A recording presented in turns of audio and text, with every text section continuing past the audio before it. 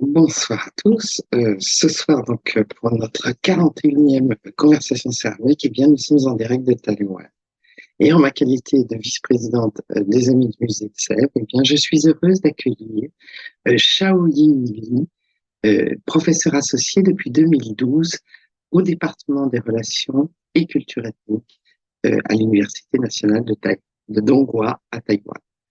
Alors, notre intervenante va évoquer pour nous donc les canaux diplomatiques sous forme de porcelaine de la cour de France à l'empereur Qianlong, décrit dans la correspondance entre le ministre Henri Bertin et les missionnaires jésuites à la cour de Pékin au XVIIIe siècle.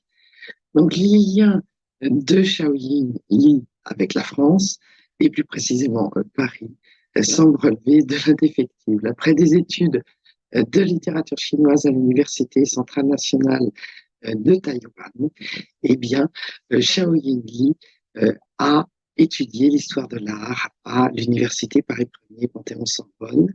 Et en 2004, elle y a soutenu une thèse sur un sujet original, les illustrations des mémoires concernant les Chinois 1776-1791, en comparaison des styles occidentaux et extrême-orientaux, donc en confluent des arts chinois et européens du XVIIIe siècle. Cette recherche donc pose un regard inédit sur les visions européennes de la Chine. Notre intervenante alors a également enseigné à l'université Paris-Ouest Nanterre-La Défense, juillet 2012, février 2013, en qualité de professeur invité. Elle a également mis à profit ses connaissances de chercheuse invitée pour l'Institut d'histoire moderne de l'Académie Sinica. Enfin, elle a aussi travaillé à l'Institut de France sur la correspondance entre Bertin et les missionnaires de Pékin accompagnant les envois chinois, qu'il s'agisse alors de Naturalia, en relation avec la flore chinoise, ou des artificialia, rassemblant les objets antiques, comme les gobelets, vases antiques chinois, instruments de musique et armures. Alors, depuis 2004, notre invité publie régulièrement, pour le bonheur des érudits, articles et ouvrages, donc en lien avec le sujet de sa thèse. La liste en est impressionnante, alors citons les plus récents. En 2016, donc Vision de l'Empire du Milieu au XVIIIe siècle, illustration des mémoires concernant les Chinois 1767-1791 aux éditions Académica maintenant, suivi cette même année de l'aspect géographique et politique dans les relations des voyages à Taïwan, les représentations visuelles de l'île de Formose et des aborigènes sur les cartes, donc sous la direction d'Alain Milon, dans Figure de l'homme au croisement des différences Europe-Asie, Paris-L'Harmattan, 2016. En 2023, donc, Henri Bertin's Collection of Chinese Artifacts, Sino-French cultural exchange in the 18th century, in advances in social science research on. Alors, corollaire de la reconnaissance de cette expertise, eh bien, Shaoyin Li a contribué aux travaux de nombreux colloques internationaux, comme le symposium de Taipei en 2019, ou celui organisé en 2021 par l'Université du Michigan, ou encore au colloque international Art et Amitié au XVIIe et XVIIIe siècle en Europe, organisé à Paris au Gramme en 2022. Alors, ajoutons, pour clore cette brève présentation, que notre intervenante s'intéresse actuellement au décor de chinois à la manufacture de Sèvres et aux échanges artistiques et culturels entre la France et la Chine au XVIIIe siècle dans le cadre d'un projet pour le Conseil national de la science. Je laisse maintenant la parole à Shaoyin Li en la remerciant. Je tiens à remercier Madame Catherine Trouvé qui m'invite à participer à cette conférence. Je travaille depuis 4 ans sur les échanges franco-chinois dans le domaine de la porcelaine au XVIIIe siècle. Continuation de ma thèse soutenue en 2004. Longtemps, j'ai vu la description des objets sans voir les objets. Au début de l'année 2023, j'ai travaillé pendant 2 mois à l'Institut d'histoire moderne de l'Académie Sinica, mais il n'y a aucune archive chinoise sur ce sujet. Et cet été, je suis revenue en France pour travailler à la bibliothèque de l'Institut sur la correspondance de Pékin avec les missionnaires de Pékin. J'y ai trouvé des éléments et des informations qui sont complètement absents dans les archives chinoises. Et je serai très heureux de partager ce sujet avec vous ce soir. Et si vous avez des suggestions, je serai très content de compléter.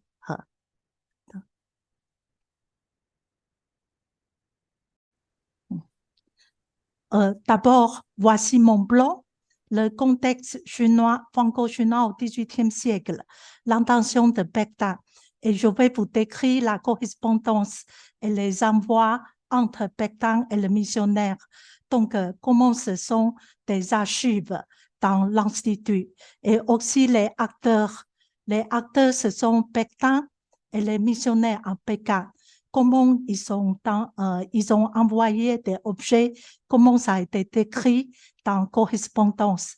Et troisièmement, je parle Guo et Yang qui visitent la manufacture de sève. Dans leur rapport, qu'est-ce qui est écrit sur c'est-à-dire que la manufacture de sève. Et à la fin, c'est l'intention de Pékin. Qu'est-ce qu'il veut Pékin? Comment il va améliorer la relation diplomatie. Et la deuxième partie, je parle l'envoi de porcelaine de Chine en France.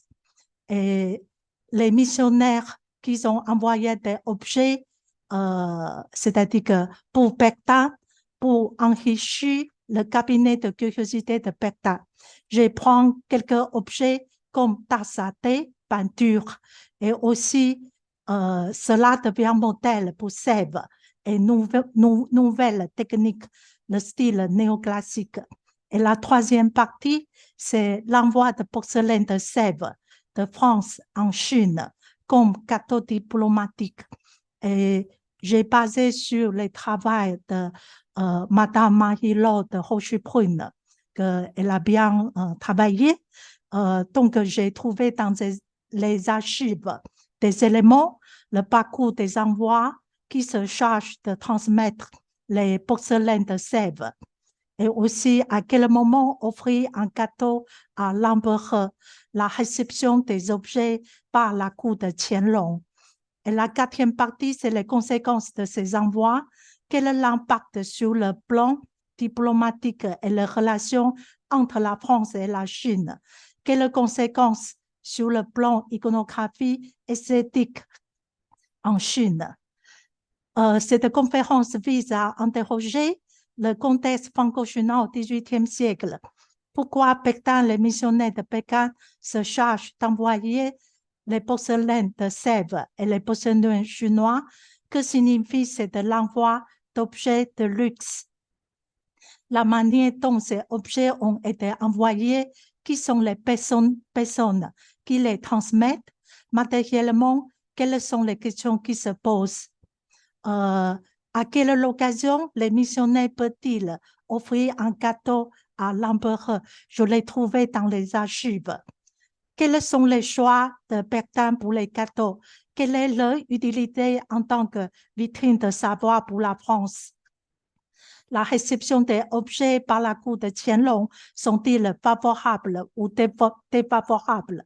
Leurs impacts quelles sont leurs conséquences sur les plans diplomatie et quelles conséquences ont-ils pour la production de porcelaine chinois soumise à cette influence européenne? Je vous cite quelques ouvrages importants. Ça, c'est John Phelan. Il a écrit sur Henri Bertin and the Representation of China. Et ça, c'est un catalogue en exposition qui a eu lieu à Macao, qui parle de la Compagnie des Indes françaises. Et ça, c'est un chercheur, Liao Baoxiu. Il a écrit sur 5 porcelaine de Sèvres qui est conservée dans le Palais national à Taipei. Ça, c'est M. Choi qui a écrit sur l'envoi de tasses de thé de Chine en France. Et ça, c'est mon ouvrage. Et aussi, le catalogue, l'exposition qui a eu le succès, la Chine à Versailles. Et on voit que la Compagnie des Indes, c'est-à-dire que français, qui part de l'Orient et il va jusqu'à en Chine. Donc, il y a tout un parcours différent. Et les trois produits de Chine en France, les plus importants sont tissu à Pékin et aussi porcelaine et aussi le thé. Et on voit le porcelaine qui imite la gravure occidentale. D'abord, je voudrais vous décrire un peu sur la correspondance de ministre Pétain et missionnaire de Pékin. À l'Institut de France, les manuscrits de lettres sont conservés sous code 1515-1525. Cette correspondance illustre les relations franco-chinoises et sous la correspondance, il y a tout et c'est très difficile de chiffrer. Elle aborde des sujets les plus variés tels que commerce, politique, religion, les finances de l'État, les envois d'objets manufacturés de gravure et aussi divers types de crânes et blancs et le vin. Le vin, c'est très important parce que Amiot demandait, Pétain lui envoyait le vin blanc, le vin rouge et le champagne. Ça, c'est très important. On le voit dans la correspondance. Les lettres missionnaires sont rédigées en français, comportent des illustrations accompagnées de caractères chinois, dessins d'objets chinois. Je voudrais dire quelques mots sur le contexte, car il est important. Bien que la compagnie a été dissoute et que le confrère ait été expulsé en France en 1764, les missionnaires continuent toutefois à bénéficier de la bienveillance, de la protection de Louis XV, qui ne souhaite pas l'anéantissement de la société. Après avoir longuement tenté avec le dauphin de la sauver, il avait dû s'incliner devant le parti janséniste, qui s'était en l'occurrence complètement joué de lui, mais il décide de poursuivre son soutien. Ça, c'est Pétain. Il décide de soutenir son soutien financier aux Jésuites installés à Pékin. Et son but, il le conserve tout son estime. D'autre part, il était parfaitement conscient de l'intérêt économique que présentent les liens avec la Chine. Ça, c'est les archives que j'ai trouvées.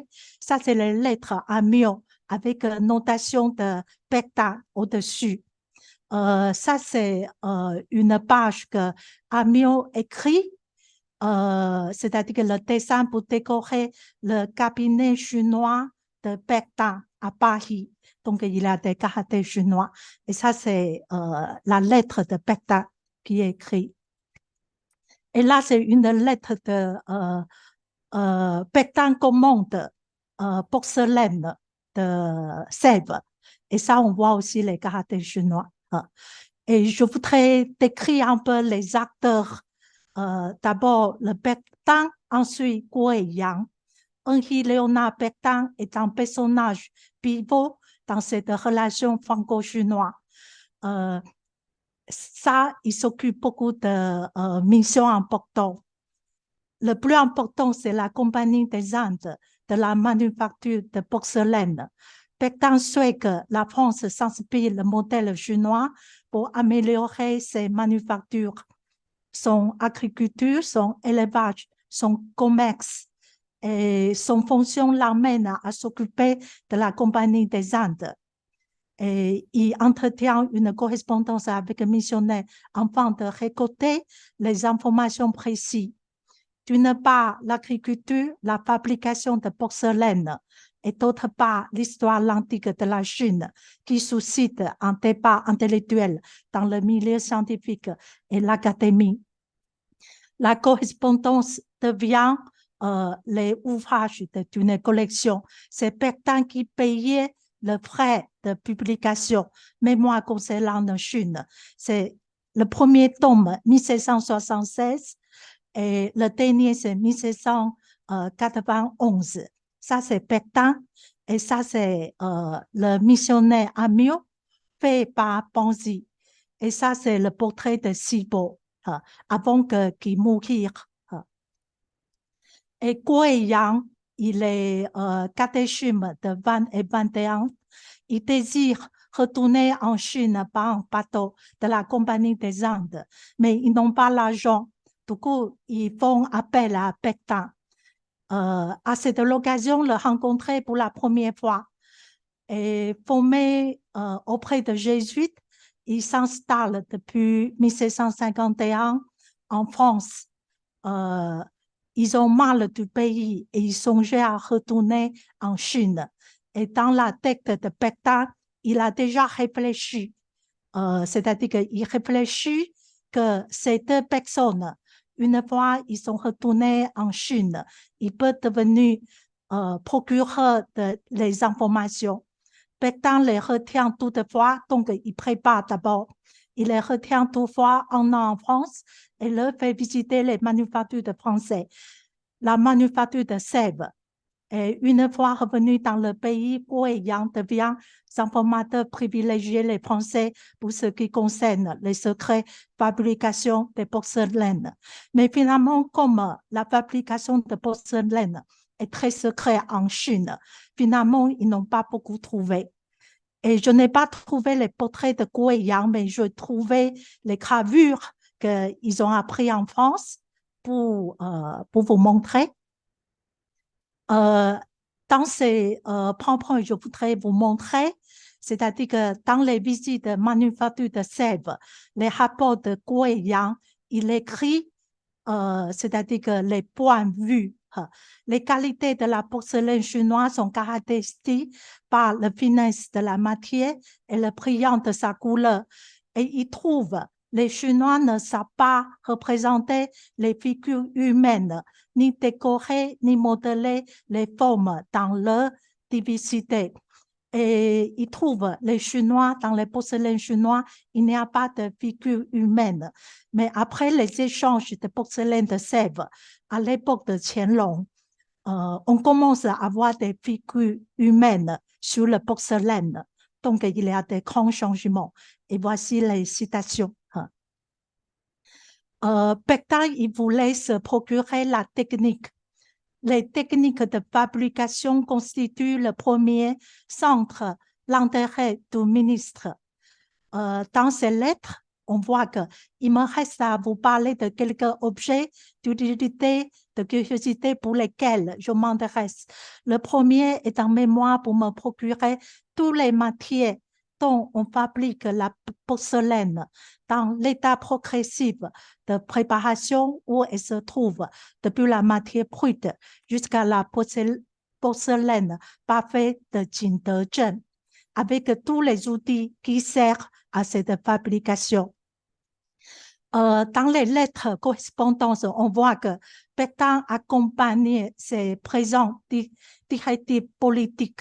Il a écrit dans correspondance très clairement. Le ministre fait tout pour obtenir une relation privilégiée franco-chinoise, souhaite ainsi concurrer les autres pays européens comme l'Angleterre et le Portugal, dans l'espoir d'initier les échanges commerciaux libres et ainsi accroître les marchés et les échanges entre la Chine et la France. Il sait que d'autres pays européens sont sur les rangs. Et grâce au présent, c'est-à-dire qu'en 1765, Guo Yang, il présente le gâteau avec porcelaine de Sèvres et aussi tapisserie. Grâce au présent de tapisserie de porcelaine, la France s'est assurée des rapports plus favorables. L'empereur qui est attiré par l'art français de tapisserie de porcelaine accorde à Lefebvre. Lefebvre, c'est le représentant à Canton français. la faveur exceptionnelle de rester en canton pendant l'hiver, le cas difficile aussi d'une résidence davantage dont on ne profite pas d'autres étrangers. À cette époque, les étrangers ne peuvent pas circuler facilement en Chine. Donc, ça, c'est très précieux.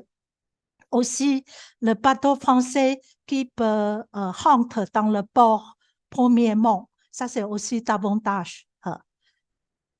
Donc, dans cette même lettre, Yang précise, pour faire ce cadeau, il faut occuper une certaine position dans la hiérarchie de la cour. Et comme j'ai beaucoup de diapos, donc je ne lis pas je vais lire des citations plus importantes. Je vais avancer. Dans la correspondance, je vois Pétain donner les consignes précises. Les présents moins importants comme ciseaux, les draps sont pour les missionnaires. Les présents les plus prestigieux comme porcelaine, tapisserie sont destinés à l'empereur. Donc, le ministre jouait le rôle promoteur d'échanges culturels et scientifiques artistiques. Son but, c'est exploiter des produits manufacturés français en Chine. La deuxième partie, l'envoi de porcelaine de Chine en France. Et Pétain a mieux organisé l'envoi d'objets l'art français en Chine et vice-versa. Il peut s'agir de portraits et de traductions de livres illustrés. Après, je vais vous montrer quelques exemples. Les objets ainsi envoyés sont accompagnés d'explications en français relatives à la culture chinoise. Amiot fait parvenir Pétain divers objets pour enrichir son cabinet de curiosité, tissus de soie, porcelaine, instruments musique, portraits, même le caractère bonheur chaud, c'est-à-dire que pour souhaiter vivre longtemps. Grâce à lui que les Français obtiennent les connaissances les plus exactes et les plus étendues sur l'Antiquité, l'histoire, la langue et les arts chinois. Les gravures et les dessins chinois sont devenus un modèle pour porcelaine, comme le service de thé.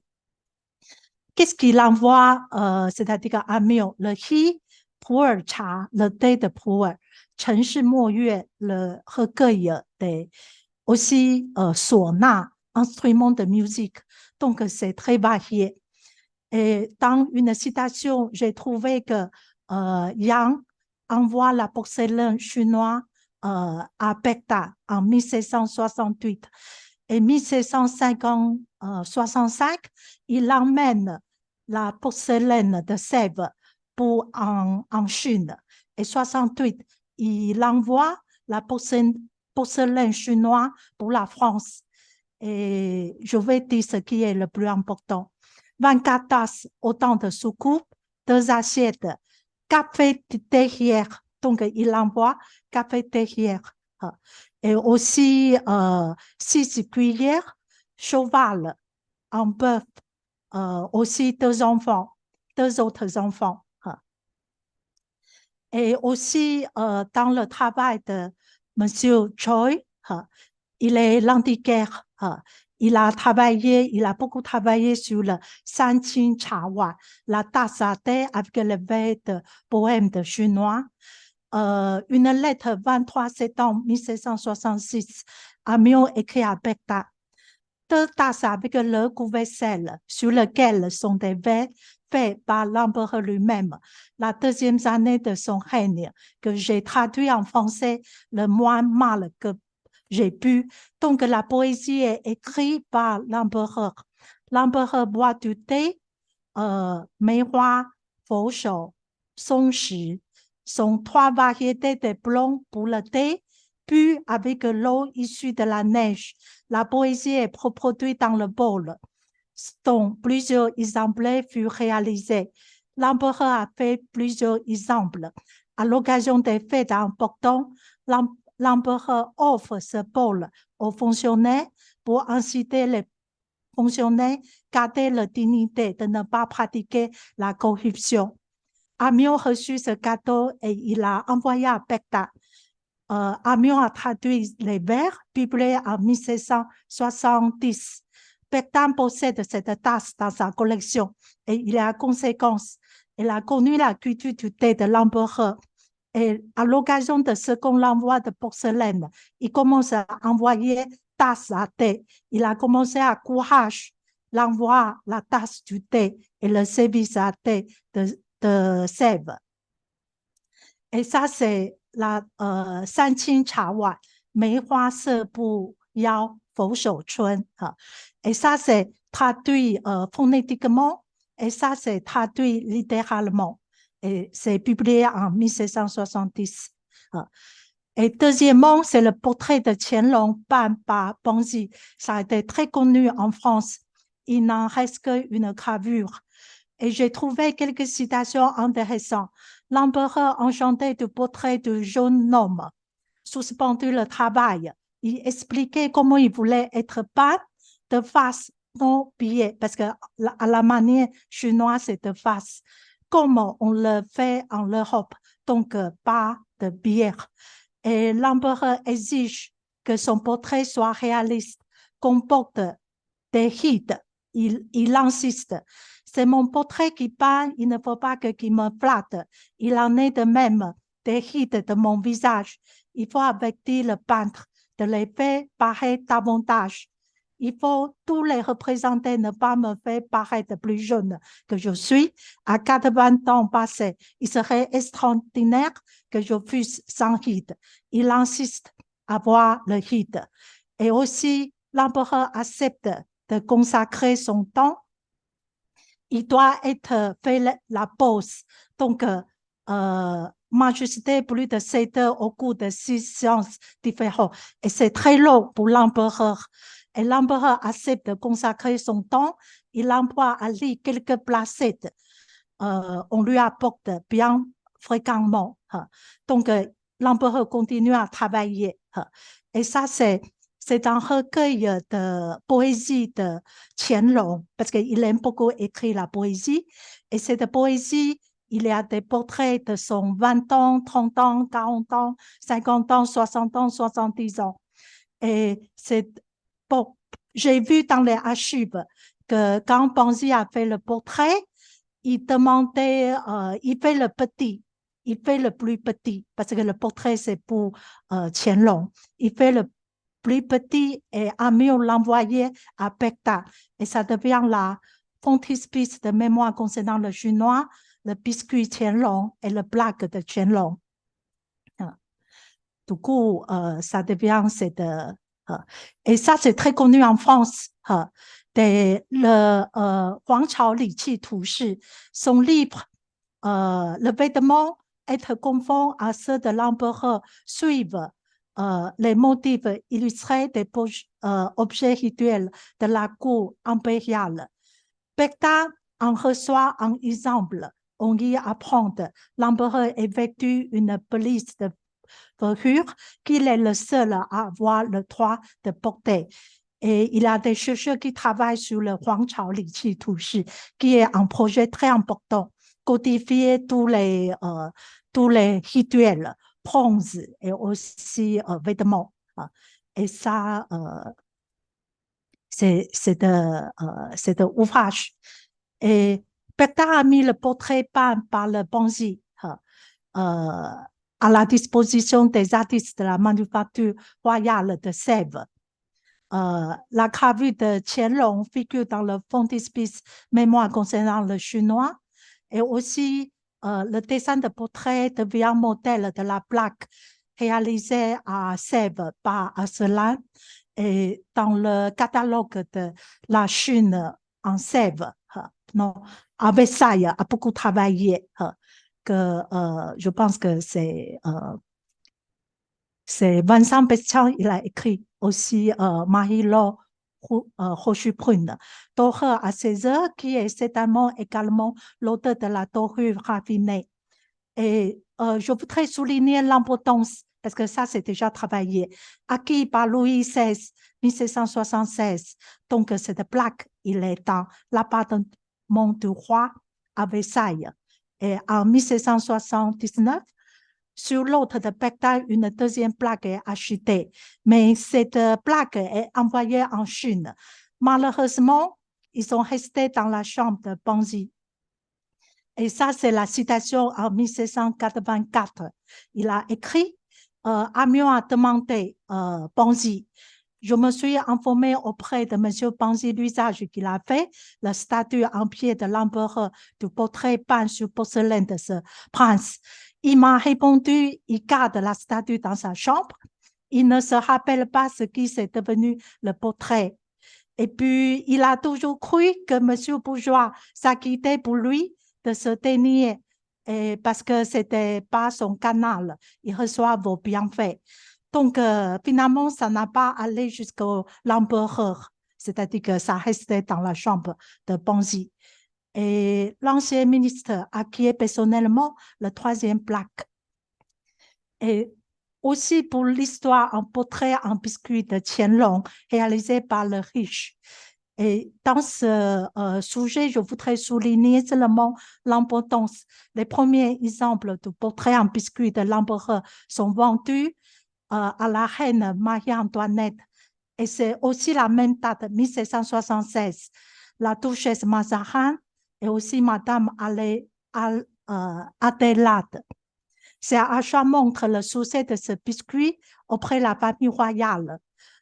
Il introduit le style néoclassique chinois à la cour de France grâce à la technique de la pâture, l'or et aux couleurs. Donc, il est honnête. La porcelaine sève cherche à imiter les lacs chinois.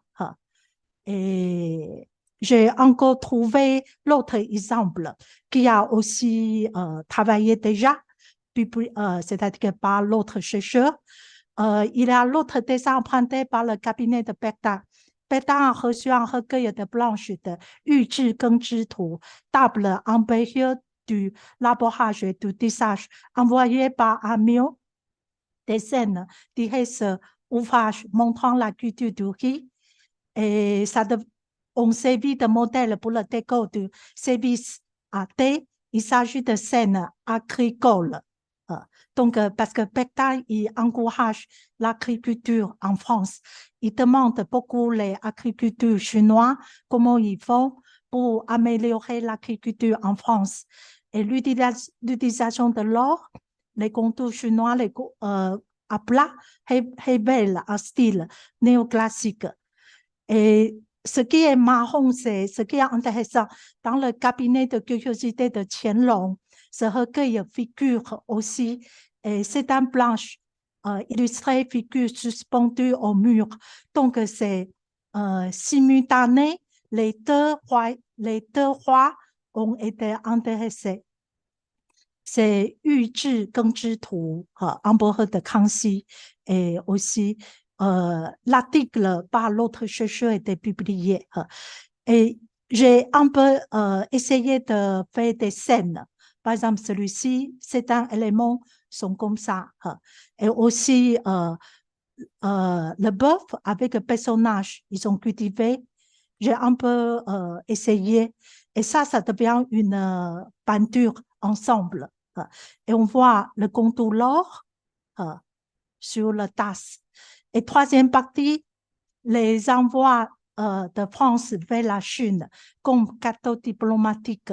Selon Marie-Laure de Rochebrune, qui a travaillé aux archives de Sèvres, sur le registre de ventre, les envois sont au nombre de 4, 1764, 1772, 1779, 1786.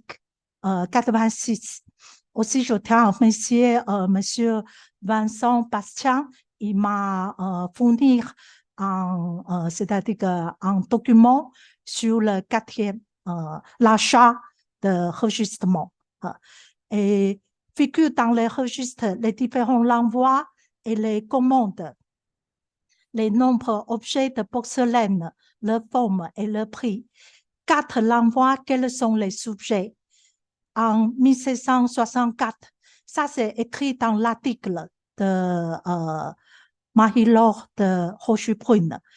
Aucun envoi d'acier de service car les deux pays ont des cultures différentes en matière d'usage à table. Pétain le sait et choisit plutôt les décorations qui présentent les innovations en termes de couleur, forme et de motifs.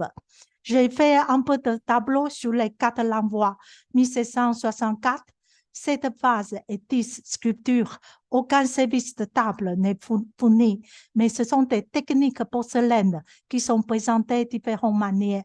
Et gâteaux présentés par Guo Yang. En 1772, 12 tasses et 2 figurines, échantillons de différentes formes de décoration. Ça commence à avoir les tasses. 1776, 5 figurines, aussi avec la plaque de Qianlong, c'est-à-dire qu'il est aussi envoyé. On ignore qui c'était pour l'empereur ou missionnaire. 1786, 8 tasses à thé, soucou et 4 sucrières, service à thé. Et dans l'article de Liao Baoxiu, il a dit que ça a été utilisé par l'empereur. Et on va voir. On ressent dans l'envoi plusieurs vases et des biscuits avec des thèmes empruntés à l'œuvre de François Boucher, comme les enfants, les thèmes très à la mode au XVIIIe, comme la curiosité ou la loterie. On note également les sujets animaliers, comme les vaches, les thèmes propres à Outry. Donc, ça, c'est vase rose vert dessiné et aussi pot à l'eau. Et ça, c'est l'archive. Aussi coupe de loterie, coupe de vacherie. Et ça aussi dans l'article de Madame Mahilo de Rochepruine. Guo et Yang sont chargés de remettre ces cadeaux à l'empereur. En 1768, Yang a envoyé service à café et les statues des animaux et des enfants. Je trouve qu'il y a des correspondances. Et le fait d'Amiot ait envoyé le bol à thé avec le verre de l'empereur montre la culture du thé. En retour, Pétain commence à envoyer des pièces en lien avec cette culture. Et en 1772, Pétain envoie des tasses à thé, gobelets, sous-clos, de petites tasses avec fleurs, oiseaux, paysages. Ça, c'est très important parce qu'après, ça va influencer sur la cour de Qianlong. Et Qianlong, il va faire expérimenter fleurs, oiseaux, paysages qui révèlent l'art de la peinture à Sèvres, utilisation de l'or et les couleurs et les fonds propres à Sèvres. En dessous de gobelets de litron et le soucou, on trouve les gobelets pouillards. Pétain exige des décors que la famille royale apprécie particulièrement.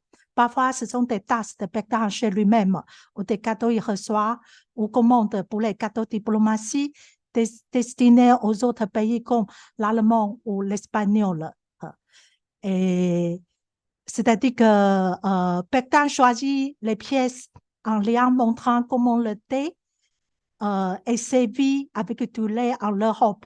Les Manchus et Mongols boivent le thé avec du lait. À la différence, les Chinois qui boivent du thé vert pur.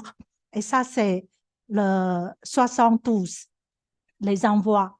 Donc, on voit, c'est-à-dire oiseaux, paysages, porte, gobelet litron. C'est aussi gobelet pouillard. 79, avec 5 sculptures, aussi une plaque de Qianlong. En 1786, Pétain l'envoie aussi gobelet sous coude et pot à sucre, des objets très à la mode. J'ai formulé une hypothèse selon laquelle les 5 porcelaines de Sèvres conservées au Musée national du Palais de Taipei font partie de ces 5 le 4e l'envoi de Pétain. Et dans les archives, je trouvais le parcours des objets. Et partie de l'Occitan, ils ont été acheminés par le bateau. Les caisses arrivaient à Canton. Les maisons françaises reçoivent les paquets. Les porteurs se chargent du transport jusqu'à Pékin. Les archives montrent que les caisses tombent à l'eau au minimum 2 fois. Parfois, les missionnaires les prennent. Parfois, les Chinois en route ont volé les objets. Ils ont volé souvent les porcelaines, aussi le vin rouge dans les correspondances. Et je vais vous montrer directement sur les archives. Ceux qui étaient sur le vaisseau de la reine ont souffert les mêmes avaries que le vaisseau. On a été obligé de charger et de redoubler jusqu'à 2 fois dans le relâche nécessaire. Ceux de l'année d'après qui arrivaient à Pombo, à Canton, ont encore plus souffert que les autres parce que les caisses qui les contenaient sont tombées 2 fois dans la rivière. Parce que d'abord à Canton, ensuite à Pékin. Le long de la route Canton à Pékin, vous le dispensez de vous raconter le détail pitoyable, l'état dans lequel les unes et les autres sont parvenues jusqu'à moi. J'accepte pitoyable état de la machine pneumatique qui est arrivée telle qu'elle sortie de main de l'ouvrier. Elle a été emballée avec soin. C'est un vrai bijou. J'en accepte encore les 2 lions, les porcelaines, les verres, les machines, l'électricité. C'est-à-dire que pour le 1765, les gâteaux de porcelaine de Sèvres, c'est accompagné aussi avec la machine, électricité portable et aussi avec télescope. Donc, c'est à la fois scientifique et l'autre monde avec manufacture, produits manufacture. Et dans ces citations, on voit les vaisseaux on arrive tard, les effets sont mal emballés, dépissés en mer. Les caisses qui les contiennent n'ont pas supervision particulière. Donc, il y a vraiment beaucoup de problèmes. En général, qui sont pour la Chine, tout au moins pour Pékin, les commissaires chargés de les recevoir à leur débarquement, qui ne sont pas à Canton ou qui eux-mêmes ne donnent aucun mouvement pour le faire parvenir à une destination. Et parfois, j'ai vu que He Shen, c'est un courtisan qui a volé beaucoup d'objets importants. Il vole aussi. Ici, il parle, Pékin, il paye pour les transports. Votre intention n'est pas que l'argent. Donc, vous avez bonté à me qualifier chaque année, soit employé en partie payer le transport et les douanes au risque de jamais recevoir entière. Donc, ça, c'est très important. Dans cette lettre, je reçois le vin cave, je reçois aussi le vin rouge et les liqueurs qui l'accompagnement. Tout était en très bon état, très bon conservé. Et dans cette lettre 1787, Amiot écrit à Pékin, c'est-à-dire qu'il a daigné de m'honorer à me dessiner les 2 vases de porcelaine de manufacture de Sèvres.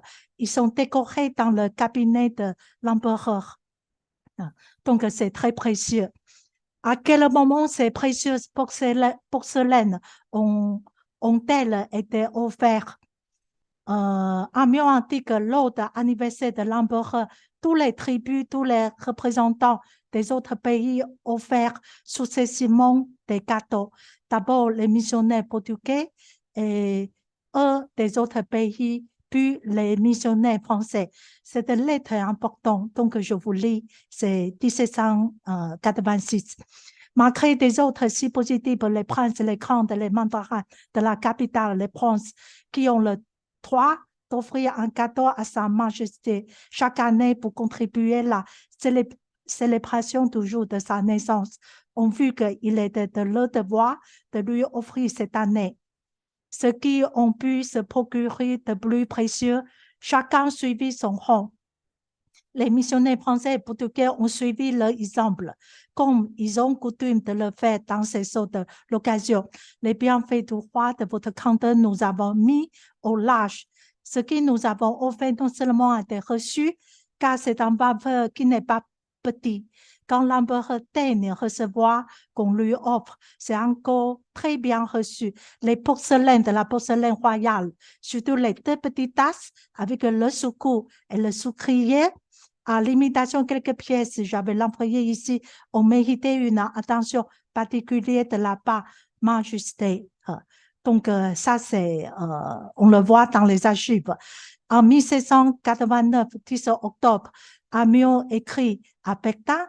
Il demande aussi petites caisses portant remplies quelques outils d'odoge tels que, parce que les princes et les empereurs, ils aiment beaucoup le manteau et les horloges.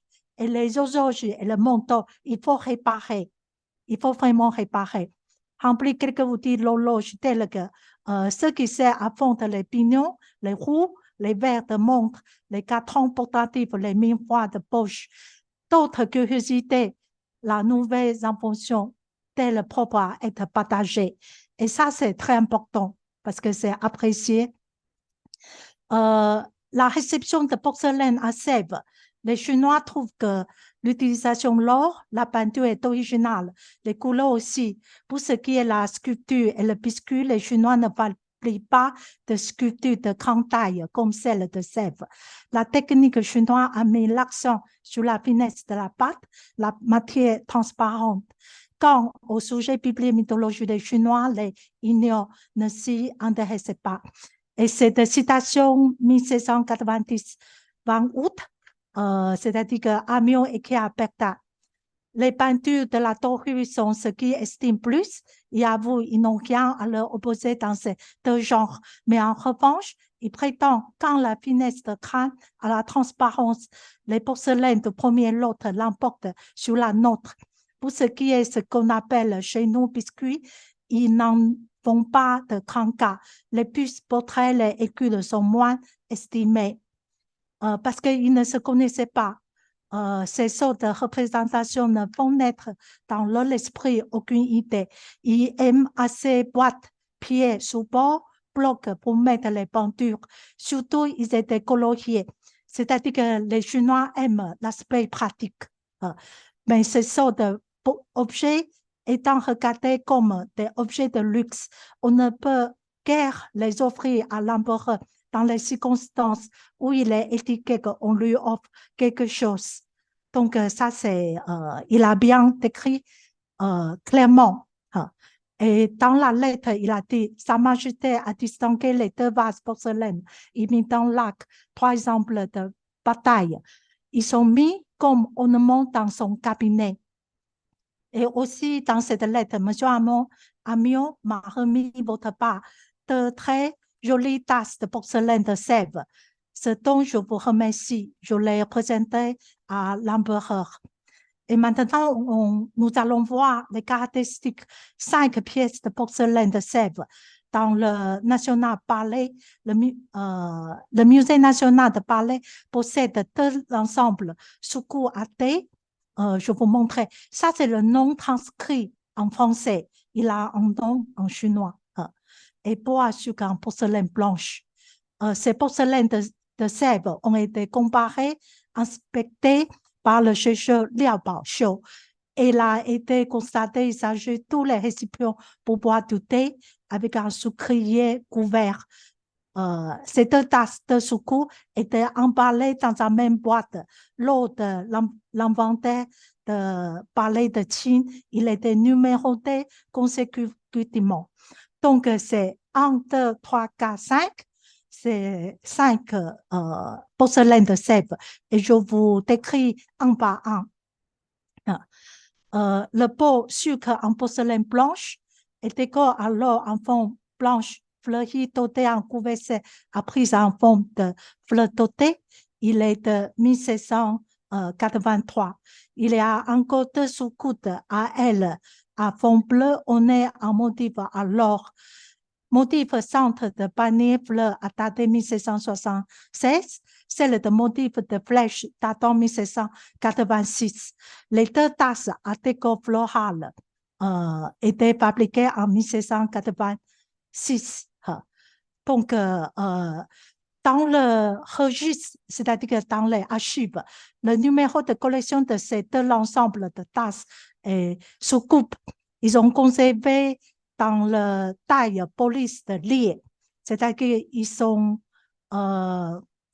lié, ça veut dire que la porcelaine de, c'est-à-dire que Yangxin Dian et Duanning Dian, c'est la porcelaine émaillée pâte, c'est-à-dire que c'est dans un endroit qu'on conserve le plus précieux de théière, Yixin Chahu, et aussi le plus précieux de verre et aussi porcelaine. C'est le plus prestigieux.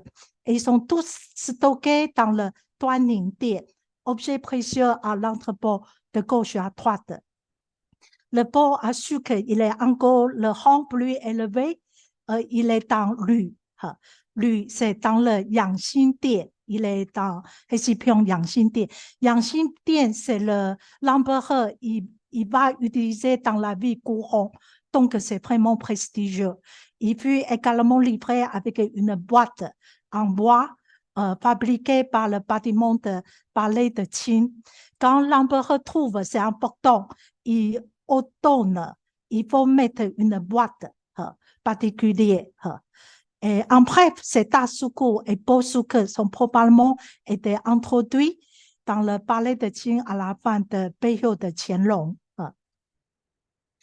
On va voir le premier, les porcelaines sèvres de la collection. Une soucoupe de porcelaine tendre à motif central de panier, paysage L, fond bleu au 1776. Donc, rose au centre, à côté un chapeau de paille. Un filet long encadre la scène. Et à la base, on trouve identification. Donc, c'est celui-ci avec panier de fleurs, avec cette bâton et aussi le paysage un peu pruné, un peu comme brouillard. Et avec l'or ici et trois décorations de l'or. Et la deuxième, c'est soucoupe en porcelaine tendre à sèvres, polychromie, le fraîche et les lances, 1786. Forme, disposition sont similaires à la pièce. Cependant, le décor l'intérieur est différent. Une trompette avec flèche, blanche et bouclier étanche se dégage une épaisse fumée fond dans le fond de paysage. À double filet à l'eau tressé des fleurs sur le fond bleu. Ça, c'est identification. Et c'est celui-ci. Donc, on voit, c'est-à-dire que les flèches, aussi le brouillard, nuage. Et l'anti, ça c'est le bleu. Miaoji, c'est l'or, le travail de l'or. Falang, c'est porcelaine. Caijian, c'est le flèche. Et Chadi, c'est le soucoupe. Donc, le nom de chinois est traduit carrément. Ça, c'est les tasses. On va voir les tasses. Deux tasses litres en porcelaine tendre de sèvres à déco fleuré coloré sur fond blanc en 1786.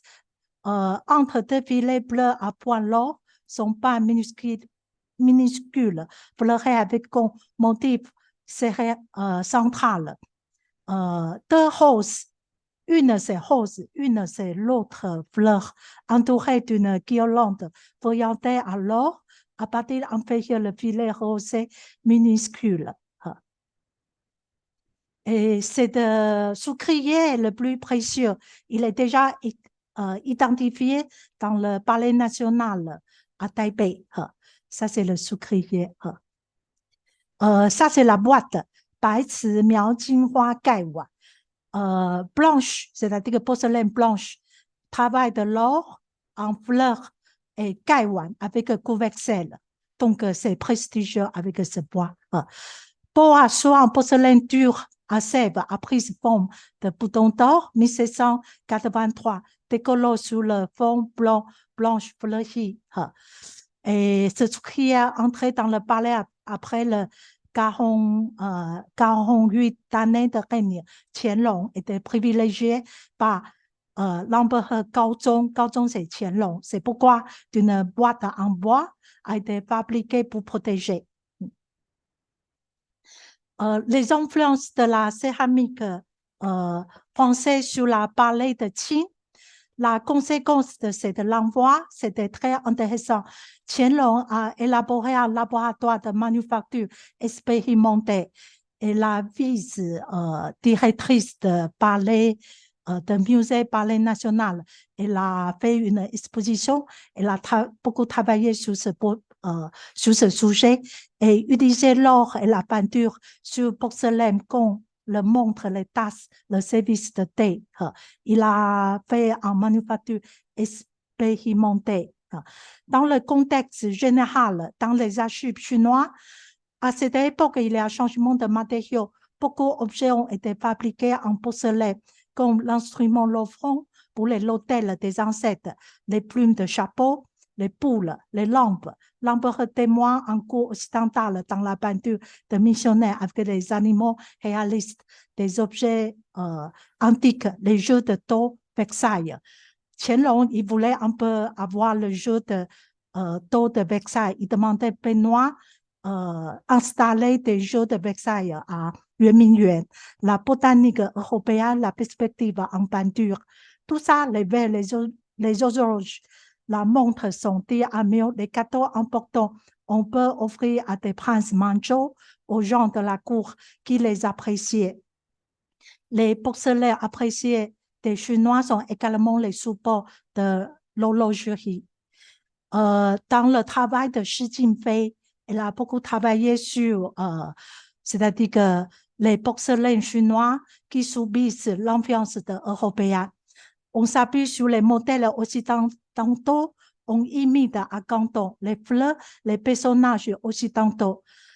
Et on voit que, c'est-à-dire que réaliser à l'imitation des peintures sur maille de la dynastie, il existe également des œuvres ayant un style occidental, évitant quelques-unes des motifs des fleurs occidentales.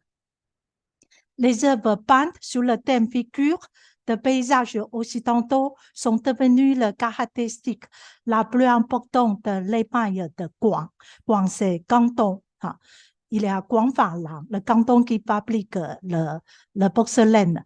La plus grande différence avec les œuvres similaires de la peinture sur émail de la dynastie et la promotion de figures et inférieures, les paysages occupent un des plus grandes parties du tableau. Et on utilisait les dessins occidentaux peut provenir des objets en émail de gravure apportés par les missionnaires occidentaux. Je vous montrer des exemples. Là, c'est les fleurs occidentaux, bois de fleurs occidentaux. Et là, c'est vase en émail peint avec les fleurs de roseau. Et ça, c'est bois de carré. Tout ça, c'est fabriqué par les Chinois sous l'influence européenne. Émail peint avec l'illustration des personnages occidentaux. Ça, c'est le fleur occidental. C'est pas fleur chinois. Et là, on voit vase de yang cai. Yang cai, c'est-à-dire que couleur occidentale, avec les bleus et les travail de l'or, avec les motifs de fleurs occidentales. Et les poissons, ils peuvent tourner. C'était très marrant. Et là, c'est boîte ovale à décor avec personnages occidentaux. Et là, c'est vase double en porcelaine à décor. Et cette vase, c'est la forme vase chinois, mais le décor, c'est vraiment réaliste occidental.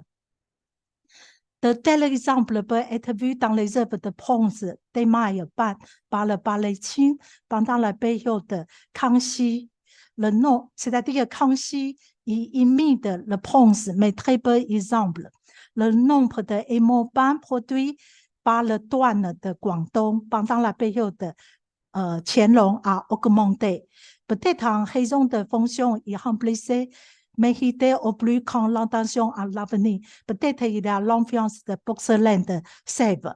On voit surtout la méthode de peinture sur l'émail est utilisée pour imiter le filigrane émail et la couleur l'or est utilisée pour représenter des motifs filigranes ciselés. On voit que récipient en émail cloisonné doré. C'est très clair. Ça, c'est imiter le bronze de Do, la forme de bronze. Et ça, c'est peau de bronze émaillé, cache l'oreille. Mais ça, c'est pan, pan imité. Et ça, c'est la base de Japon, manufacture de Sèvres qui a fabriqué à partir de gravure chinois. La manufacture Sèvres ont fabriqué aussi une vase l'antique chinois. Et ça, c'est paire de vases. On imite la laque avec des motifs de Jean Piment. Jean Piment. Motif de Jean Piment. Et c'est un porcelain Sèvres, vase, tasse, d'autres, et c'est porte des décors paysages figures humaines, d'autres imitent les textiles d'autres manières comme le bronze lac. Qianlong a établi de nouveaux laboratoires pour les porcelaines chinois de la cour qui ont mis en œuvre nouvelles techniques, de nouveaux motifs, de nouveaux personnages qui n'existent pas auparavant. La partie d'imiter l'autre matériau comme le bronze est aussi une innovation. Et je pense que le fait de commencer sur le porcelaine, on fait la peinture, c'est sous l'influence de porcelaine de Sèvres. Et aussi, il y a imitation de bronze, les matériaux. Ça, il faut encore faire la recherche. J'arrive à la conclusion. Pétain commence à envoyer des porcelaines de Sèvres, objets de luxe français. Grâce aux missionnaires de Pékin, ces échanges d'objets s'accompagnaient d'échanges technologie, iconographie, esthétique importants. Pétain voulait se procurer le secret de la porcelaine chinoise, tant sur le plan de la matière que la technique de la fabrication. Guo et Yang se sont chargés de cette mission. Les échanges ont été réciproques. Les missionnaires envoient en France les produits de porcelaine chinoise de la cour, comme les peintures, les gravures, les modèles des ouvrages chinois. Pétain les dépose à la manufacture de Sèvres. En retour, cela suscite des œuvres telles que la plaque à portrait Qianlong qui est appréciée par la famille royale. Le service de thé à décor réalisé auprès de modèles empruntés à l'agriculture, agriculture tissage chinois, constitue aussi une promotion du secteur agricole avec un nouveau style néoclassique de style chinois, contour à l'or, couleur à plat et pâte dure. Cela évoque une nouvelle vogue d'un style, nouveau vogue de néoclassique de style chinois répandu à l'Europe dans le nord-est de l'Europe. Pétain l'envoie à 4 reprises de porcelaine à Sèvres à la cour de l'empereur en Chine. Il voulait entretenir une relation franco-chinoise privilégiée, aussi ouvre à cette occasion un nouveau marché aux artisans français. Pétain accompagnait ses présents de directives politiques. Il fait tout pour obtenir une relation privilégiée franco-chinoise, souhaitant ainsi concurrencer les autres pays européens comme l'Angleterre et le Portugal, dans l'espoir d'initier des échanges commerciaux libres, accroître les marchés d'échange entre la Chine et la France. Ici, l'autre pays européens sont dans le rang, sur le rang. Grâce au présent de porcelaine de Sèvres de France, c'est assuré des rapports plus favorables. L'empereur accorde à Lefebvre la faveur exceptionnelle de rester à Canton pendant l'hiver, qualifie une résidence avantage de ne profite pas d'autres étrangers. Dans les archives, on voit que l'envoi de porcelaine a rencontré beaucoup de difficultés, emballage, douane, acheminement par voie maritime, terrestre, vol. Une fois les pièces venues à Pékin, les missionnaires devraient encore attendre les fêtes d'anniversaire de l'empereur pour les offrir. Les porcelaines de Sèvres, exclusivement réservées à l'empereur, ont rencontré un succès auprès de leur destinataire. Ce dernier place les vases à l'honneur dans son cabinet. Les 5 porcelaines de Sèvres conservées au Musée national du Palais à Taipei témoignent à ces échanges. Ce souverain avec la boîte occupe une place élevée dans la hiérarchie, dans la vie quotidienne de l'empereur, qui les utilise souvent. Qianlong a ouvert un laboratoire de porcelaine pour encourager l'innovation sous l'influence européens. Ces nouveaux essais comportent de nouvelles techniques qui imitent les textiles de matériaux comme le bronze, aussi la peinture de personnages, les fleurs de paysages occidentaux, ce qui n'existe pas avant. Ces échanges que Pétain inaugure sont très importants qu'on ne pense pour les 2 pays tant en termes techniques et esthétiques, de fonction de culture que la connaissance profonde de la civilisation. Cet échange, c'est important car ça commence le style néoclassique chinois et aussi Qianlong a commencé un nouveau style occidental. Et ça, c'est les ouvrages. J'ai fini. Je suis désolée, un peu dépassé l'heure. Merci, Shaolin, pour cette présentation absolument somptueuse qui évoque vraiment des relations tout à fait extraordinaires qui ont pu avoir lieu au XVIIIe siècle. Donc Bertin, on peut dire qu'il était franchement visionnaire et que ces échanges, finalement, furent l'objet d'innovations réciproques qui sont encore célébrées de nos jours. En fait, et finalement, on peut que te remercier, Shaolin Li, de nous avoir présenté en détail, de nous avoir dévoilé tous les coulisses de ces échanges. Merci, Shaolin. Alors, j'invite nos participants, s'ils le souhaitent, à poser des questions via le chat. Et en attendant, si tu peux remettre la dernière... Oui. Oui. Est-ce que voilà. vous voyez? Oui, oui, oui, Est-ce on que voit vous bien. voyez? Et Oui. j'annonce donc la prochaine conférence en attendant les questions. Donc, je recevrai le mardi 7 novembre à 19h cette fois. Ah, si tu peux le laisser encore un tout petit peu. Oui. Euh, Est-ce que vous voyez comme ça? oui, oui, oui, c'est parfait.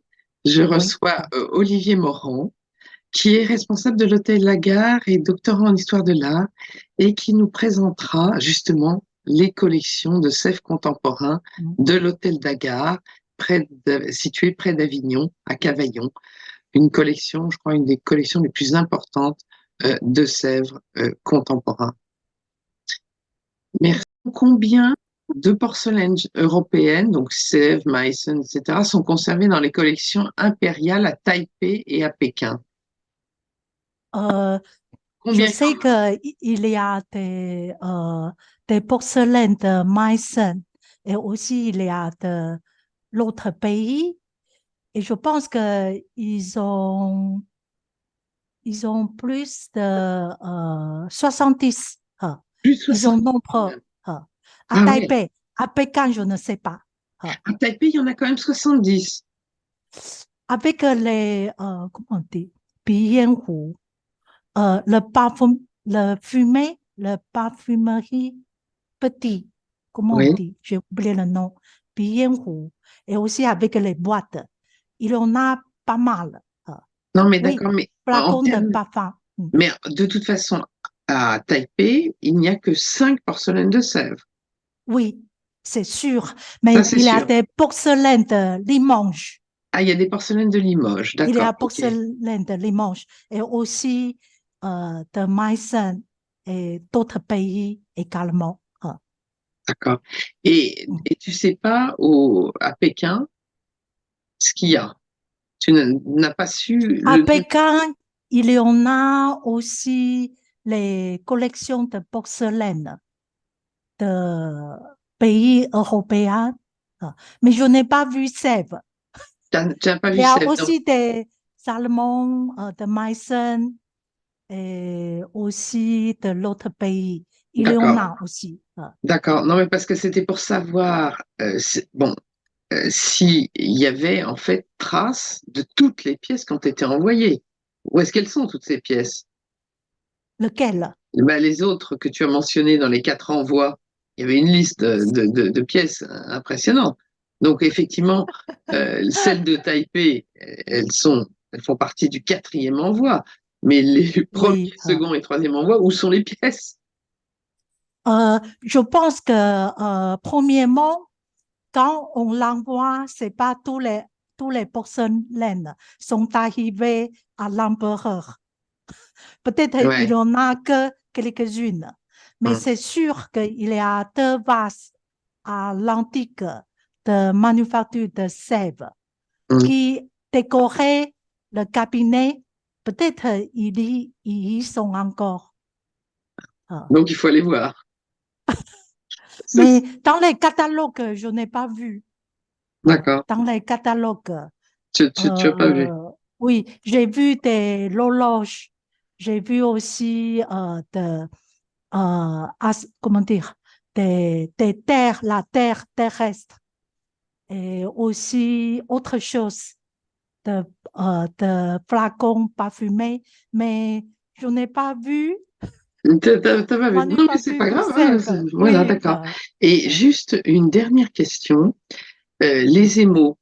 Donc les émaux, tu dis qu'ils augmentent au moment de la période Qianlong par rapport à la période précédente, reine de Qianxi, du règne de Qianxi. Et est-ce que, donc, en fait, on envoie des porcelaines de Chine depuis la cour impériale. Est-ce qu'on envoie également des émaux, des, des émaux, cloisonnés, par exemple? Donc, tu parlais, tu sais, des émaux cloisonnés, etc., qui sont envoyés à titre de présent à la cour de France par la cour impériale chinoise. par là, À côté des par porcelaines, je me là. demande s'ils ont envoyé Oui, aussi des émaux cloisonnés. J'en sais rien. Non, tu sais pas. il faut, C'est pas il noté faut dans les encore échanges. voir des archives. Il me Ouais, semble, je l'ai vu. ouais. Euh, Il Voilà, me c'est la semble, je question que je l'ai me vu. pose. Mhm. Euh, je pense Et qu'ils ont envoyé. d'accord. Et euh, alors, est-ce que tu peux me dire si dans les collections de Bertin, à proprement parler, Oui, est-ce qu'il y avait des porcelaines chinoises cadeaux de l'empereur qui lui ont été envoyées, les oui, collections de Bertin? oui. Dans la lettre, j'ai vu qu'ils ont envoyé de, euh, de ce qui est précédent. Même les vases de mine, ils ont envoyé les vases de mine dans les archives, j'ai vu. C'est D'accord. pas seulement contemporain, il envoie aussi les vases Des anciens, vases, ah oui, des vases anciens. de l'époque de mine, du 15e D'accord. siècle. Et tu sais où elles sont maintenant, ces pièces, qui ont été envoyées à Bertin, de sa Euh, collection, de sa propre. peut-être, peut-être c'est en manufacture de Sèvres. Il faut fouiller. Peut-être au musée de Sèvres. Et peut-être dans le musée Parce du que, Louvre. ah ouais, Euh, faudrait effectivement savoir. euh, Bon, il y a une autre question, là. S'agissant du sucrier, la qualité de l'or est très remarquable. oui, Il est en plus appliqué en couches beaucoup plus épaisses que l'or chinois. euh, Ce dernier, comme on peut le constater, est appliqué en épaisseur très fine, presque transparente.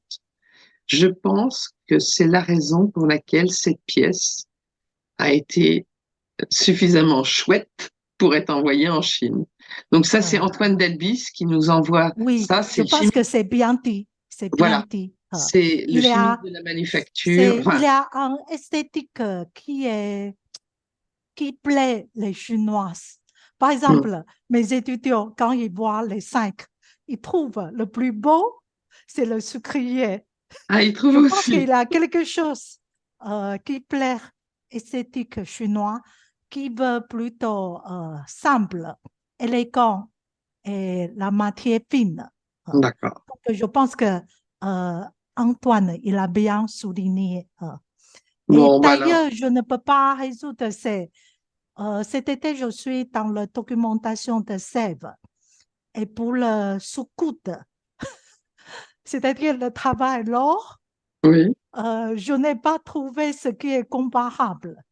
Ah, bon. C'est Bon, bah écoute, en des tous les cas, débats dans les spécialistes. Mm. attends, j'ai un doute. Attends, j'ai sans doute raté. Attends, j'ai encore une autre question. J'ai sans doute raté quelque chose au début, mais les lettres manuscrites Bertin présentées au début se trouvent où?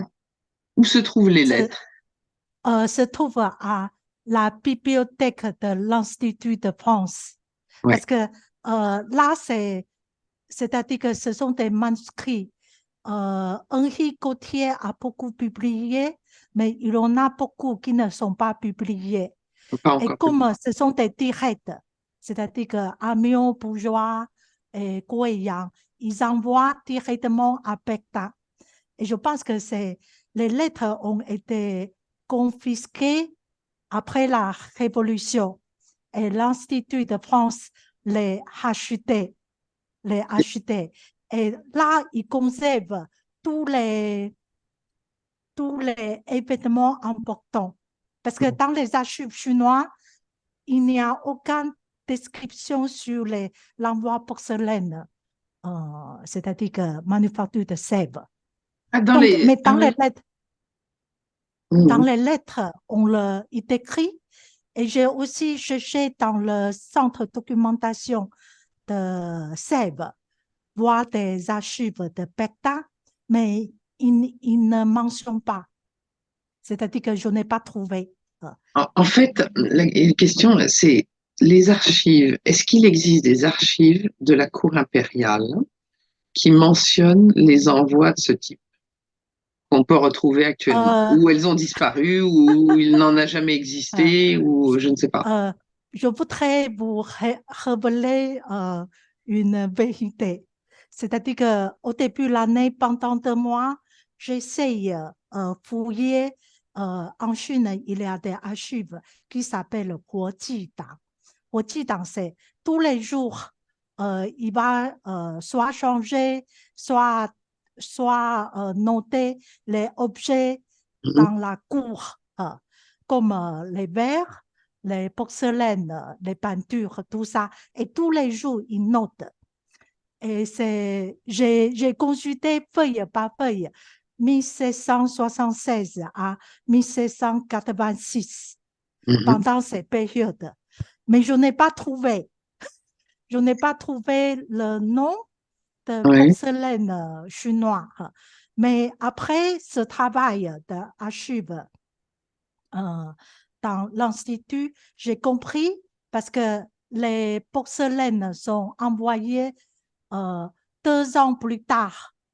Donc, c'est 1789 arrive en Chine. Donc, il faut voir les archives 2 ans plus tard pour feuilleter. Et là, je pense qu'ils notaient. Ils notaient peut-être pas trop, mais au moins le titre, Voilà c'est-à-dire le de ce nom. qui arrivait. Mais ça, donc, on ne sait pas si ça figure ou non dans les archives, parce que ça, toi, tu les as pas consultées, ces archives-là. Là, pas encore, mais peut-être Mais dans l'avenir.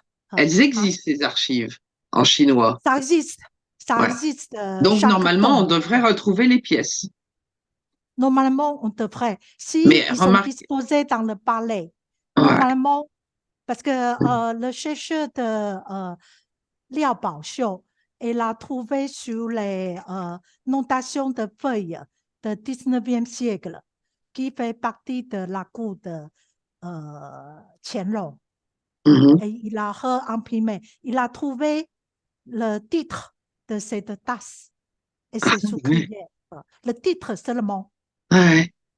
Donc, bon, C'est pour ça qu'il sait que c'était disposé à Yangxin-Dian et aussi à Duaning-Dian.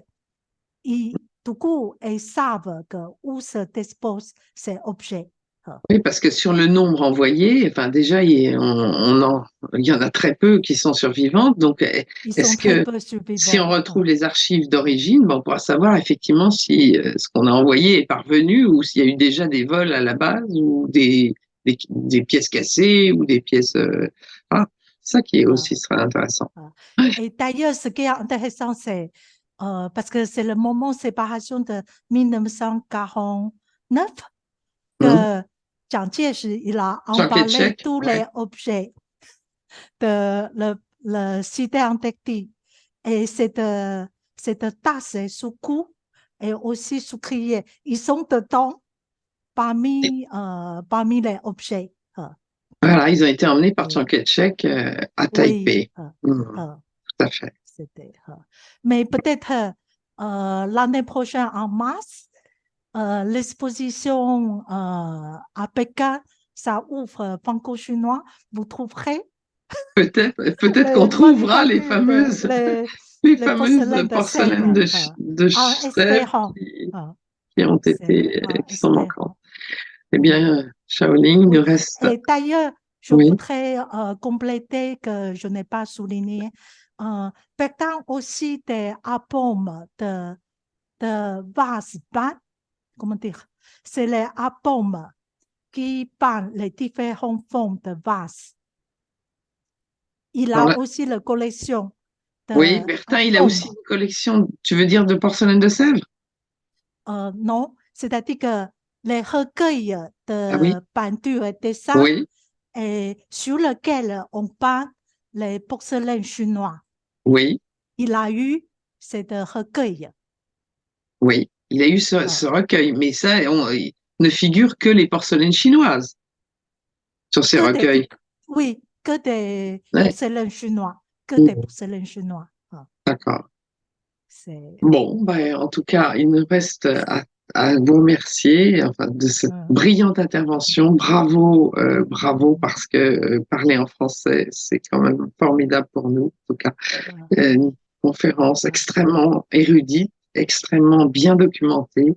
Merci beaucoup, Shaoyin. Et j'espère que dans l'avenir, en France, on trouverait les porcelaines ou les vases qui sont envoyés de Chine. Ah ben, oui, qui sont envoyés de Chine. Oui, j'espère aussi qu'on les trouvera en sens inverse. Oui, Tout à fait. Ce serait intéressant de savoir, effectivement, de connaître la liste exacte des pièces qui ont été envoyées. Ça aussi, ça serait intéressant de la connaître et de savoir où ont abouti les pièces. Et ben voilà, un nouveau travail pour un chercheur. Merci, Charline. Merci à tous. Et donc, rendez-vous pour notre prochaine visioconférence le 7 novembre avec Olivier Morand, qui nous parlera donc des collections de self contemporains de l'hôtel de Cavaillon, le fameux hôtel près d'Avignon, tout à fait sensationnel aussi. Merci à tous, à bientôt. À bientôt. Au revoir. Merci, Caroline. Merci à tout le monde. Au revoir. Merci.